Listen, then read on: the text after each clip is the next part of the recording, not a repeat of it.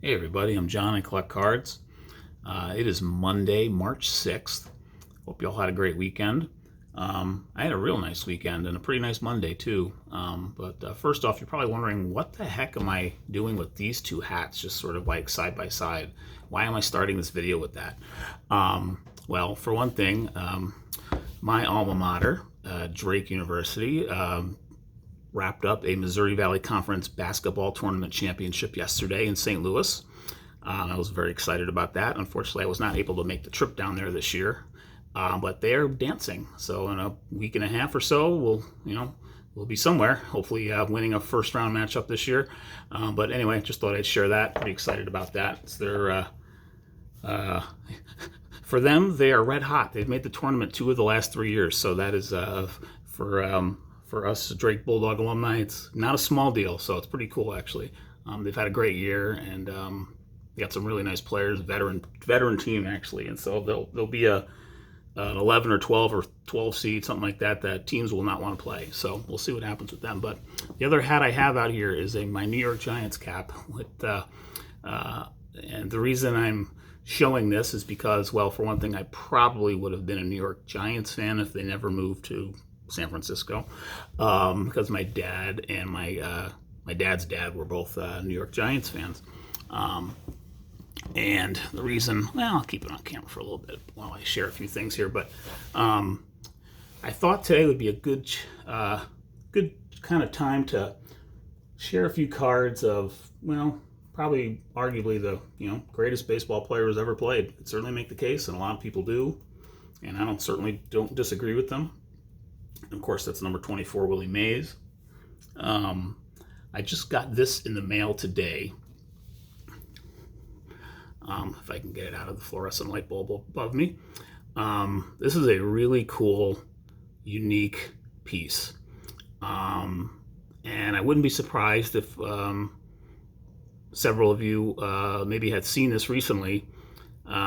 Baseball collector Mike Moynihan showed this along with several other of these 1960 McGregor cards, 5x7 prints, whatever you might want to call them. I mean, they're basically ad pieces, kind of like little marketing pieces, I guess they did back in the day. But they're really cool. And when I saw this, I was like, you know what? I don't necessarily have to have it, but I'd really like to have it.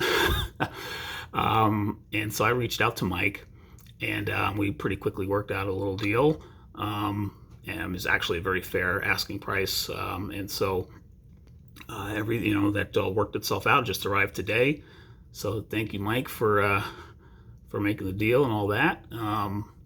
Really like having this in the collection, and I'll sort of go into why I enjoy having this. But first I'll show a couple of other Willie Mays cards, just kind of while I have this off to the side. And I need to get this in I gotta see if a comic book sleeve will fit this. I think it probably will, and I actually was looking for one, and I can't actually find any right now, so I'm gonna have to pick some up at my LCS, or one of my 2 LCSs, and one of them is actually more of a comic book shop than a card shop, and so I'm gonna probably swing by over there tomorrow. But I've got 4 other Willie Mays cards, and so 4 real Willie Mays cards, all tops, and then this in terms of playing era.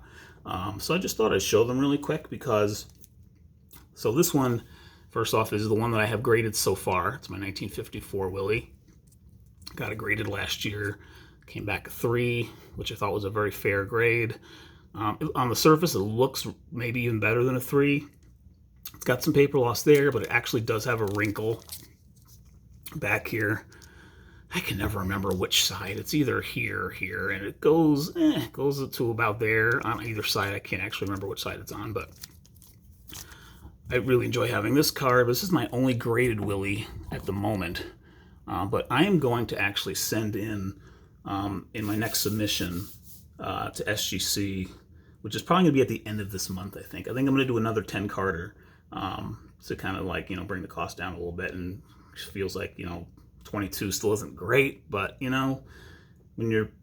I try to be strategic about what to send in, I don't mind the cost if I don't do it too often. So but I'm actually going to send in 3 Willie Mays cards. And two of them are actually not in great condition, but I just feel like they need to be graded. They need to be slabbed. It's Willie Mays. So I'm just going to show them really quick here. One of them is this 1961 Willie. It's probably among his more curious photo selections of his player run, playing career playing run. The top's dead. Just a curious photo. Or I think Ernie Banks has a similarly curious kind of photo where he's not wearing a hat and he didn't change teams or anything like that. In this same year, I think Banks has a similar kind of shot actually. But anyway, it's off center left. It's got a nasty print line here. It also has a couple of creases in it. It's got one right there. You can sort of see it pop out right over here. And on the back, can't really see it here on the front, but on the back, it's got a decent sized crease that kind of cuts across most of the bottom of the card here. I think it's the bottom, yeah. That is kind of hard to pick up, but it's there. So when I do send, they actually see some of it right up here. It kind of goes from there and kind of works its way down. I think it goes all the way across. If not all the way, it's maybe ends. Maybe it kind of goes off the bottom. But I looked up on my eBay purchases how much I actually got this for, and I can't find it on there anymore. I don't know why. And I looked up my entire history of purchases, and I just can't find this one. And I'm pretty sure I bought it off eBay, just a separate one. And I think I paid less than $30 for this. I think I paid like maybe $25 for this two and a half years ago. But it needs to be in a slab at this point, I think. So we're going to do that.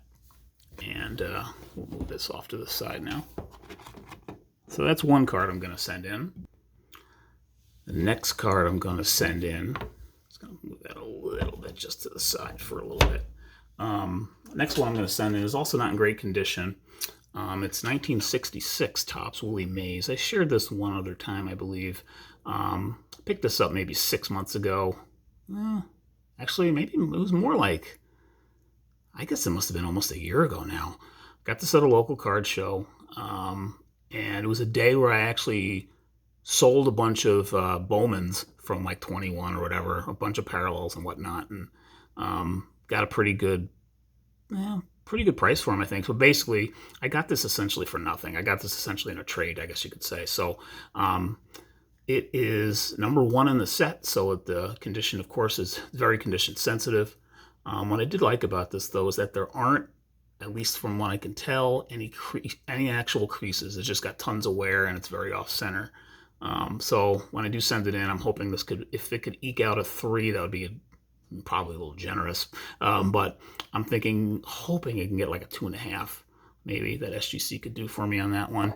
We'll see, but I just think it needs to be slabbed. Also, he's coming off, I think, an MVP year. I think he was MVP in 1965.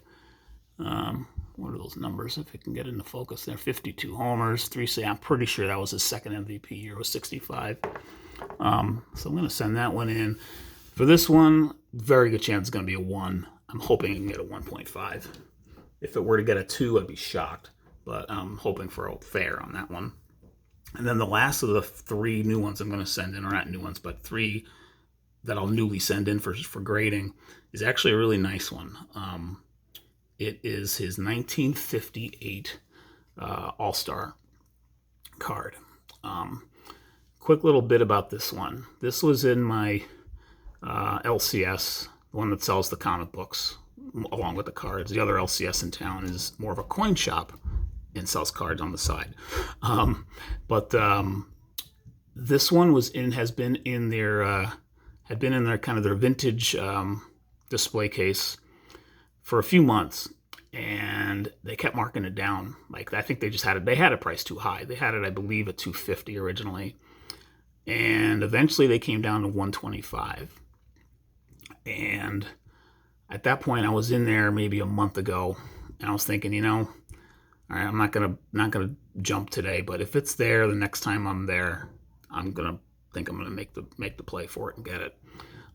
Sure enough, it was still there. It was still at $125. I wasn't going to negotiate with them because they had come down so far in their mind already from $250, and I picked it up. So I'm going to send this one in for grading. My hope is that it comes back at least a 6, but I think it's got a chance for maybe even a 6.5. I think a 7 might be tough. As nice as the centering is, and as nice as the corners are, it's the it's this print snow that is on a lot of these Willie Mazes. These all stars. I think it might be a lot of the all stars in general, but the mazes for sure, the ones that I've seen kind of comps on eBay and whatnot, are 130 point. I've started to look at that site a little bit more lately. It's not seems like it's not a bad site for past sales because it's more than just eBay. Um, this the print snow is, it's definitely there, but I've seen a lot worse on these cards too. But this is a nice one. So you can see there's sometimes you're seeing a scratch from the actual card saver pop in, like right here. That's a scratch on the card saver. But anyway, it's a nice one. So I look forward to seeing what this comes back in. But hoping at least a 6, which would definitely justify the 125 or 132 after tax it was. Probably even a little bit more than justify. I think even if it came back a 5, which I think is unlikely, I think it's got a good chance to be better than a 5. Even at a 5, I think I'd probably break even. So I thought that was just kind of a good. Well, first off, just a cool card. I think the 58 All Stars are among my favorite All Star designs from the 50s, 60s vintage era. I'm not a big fan of the main 58 design. It's okay, but I love the All Star design. I think it's just really cool. And what I also found interesting about the mazes as I started looking at them more, this print dot is on all of them. It just, somehow was just got on the main image. That was something, a piece of dust or an extra piece of paper or something was in the way there, or just an ink smudge or whatever. Made its way into the main kind of like primary print of that. So, but I'm going to send all 3 of those in on my next grading submission, probably at the end of this month. But I wanted to talk about a little bit more about this card and why I got it. And then we'll wrap things up here if I can get it out of the way. It's like a lightsaber that's in the way. So it's an EX5, as you can see. I looked that up on like PSA and just sort of looked at those, curious about the population for it. There aren't many of these graded, which is actually very interesting. There are definitely some that you can find for sale. Not tons, but definitely some, but not many are graded, and I imagine it's because of it's a condition issue. So I think, I can't remember what the number of mazes were, but it was like fewer than 20 have been graded by PSA, I think. And the 5 kind of falls right in the middle. I think there are probably about half that are graded less and half that are probably graded more higher. But this was, just a really cool card. And so a couple points I just wanted to make about this.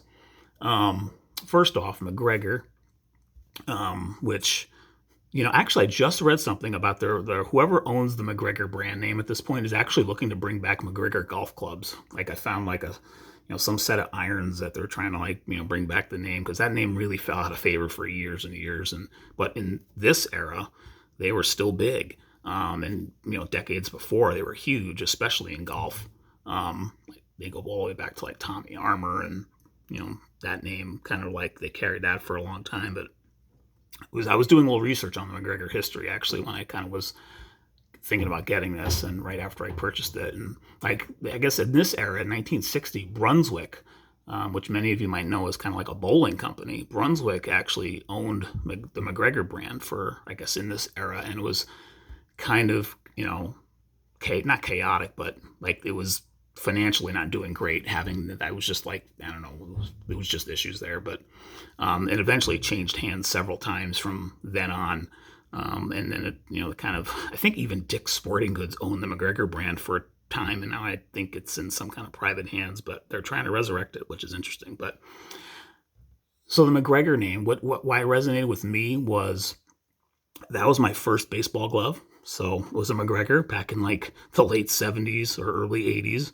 So I thought that was kind of cool just from a nostalgia piece. This thing rings nostalgia on multiple levels, obviously, but I was just sort of thought I'd explain a little bit here why I kind of picked it up. But that was one. It is cool that, Mays is, he's the ultimate 5-tool player, and, probably the greatest defensive outfielder or even defender in, Major League history. So it's kind of cool that, of course, like, he should be shown with his glove, and of like, being such a great fielder as he was, it's kind of cool to like associate the glove and defense and all that with him, as great as his bat was when, one of the greatest hitters of all time. So just kind of neat in that way. For the record, my McGregor first mitt was an autograph model. It was not Willie Mays. It was actually a very interesting name. I had to think for a second, but I remember it was none other, you'll get a kick out of this maybe, none other than Bill Buckner autographed my McGregor first ever baseball glove. That was well before 1986 when he let the ball go through his legs in the World Series. He was actually, at that time, before his legs were completely shot, a very fine hitter for the Chicago Cubs at that point in his career, and he originally was also a very good hitter when he first came up with the Los Angeles Dodgers. I just thought it was funny to share that of all the people associated with a glove, a baseball glove, my first one was signed by Bill. It has an imprint auto of Bill Buckner on it, and I was trying to find it in the house, and I thought maybe I still had it, but I guess I don't. It must have gotten found its way out of my possession over the course of moves or something. But one last note, and then we'll wrap this up.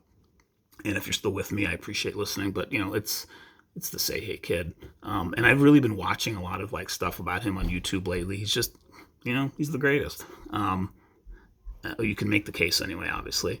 And if he's not the greatest, he's top 3. But I have not watched the HBO documentary yet that came out a few months ago, Say Hey Willie Mays. I don't have HBO Max or HBO period, so and you can't even, it looks like you can't even rent it for 24 hours, which really blows. But I'll watch it at some point.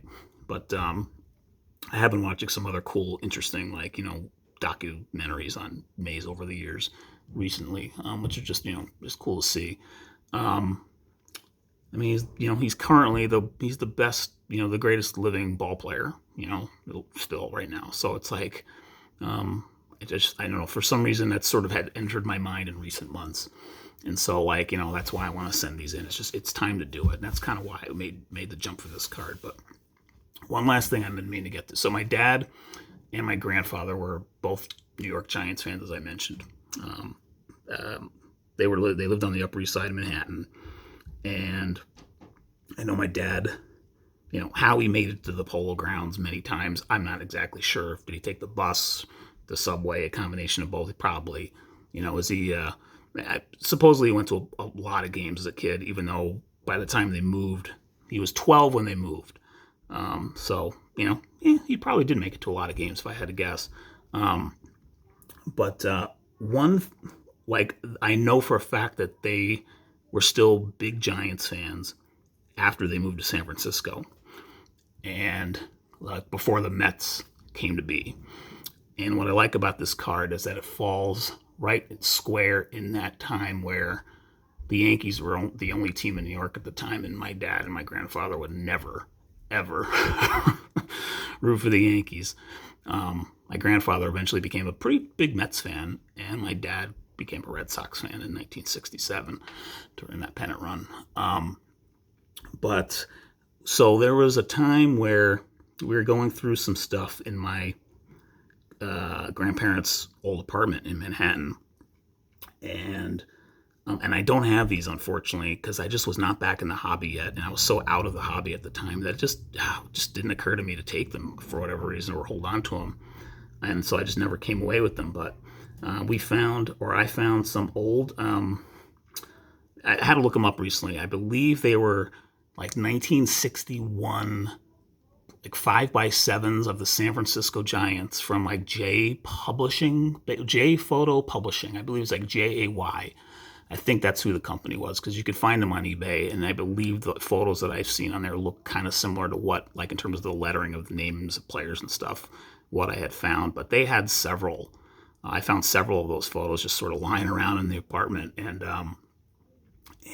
for whatever reason, they didn't come back with us, but. And they're not super valuable. You could pick them up for, I'm sure Maze's, would go for a decent amount, but I think they were, for whatever reason, they don't have tons and tons of value, $10 for, a decent player, and probably more like 40 to 50 for a Maze or something. But, an average condition, and these were not in good condition, if I remember right. I think they were, roughed up, creased, all that jazz. But anyway. So what gravitated me toward this some more was, I know I'm almost 20 minutes here, so I'm really going to wrap it up here in the next minute, was that this photo is right again in that wheelhouse of that period of time, 1960. And so to me, this was sort of a way to kind of honor that kind of find that I, saw and didn't take advantage of, and just hold on, take and keep for, keepsake kind of a thing, because they were in pretty rough shape. But again, this was probably 2002, 3, and my dad really wasn't interested in them either. So for whatever reason, but anyway, that's kind of the story with that, and why I was just interested in picking this up. So I did. So thank you again, Mike, baseball collector, for making that happen. I appreciate it, and I love having this in the collection. So that wraps up this little video here. It went on obviously longer than I planned, 21 minutes here, but I hope you all have a great week. Spring training is well underway, which is great to see. Looking forward to the season starting, but first off, I'm waiting for March Madness, so go Bulldogs. And with that, I'll see you on the next video. Take care.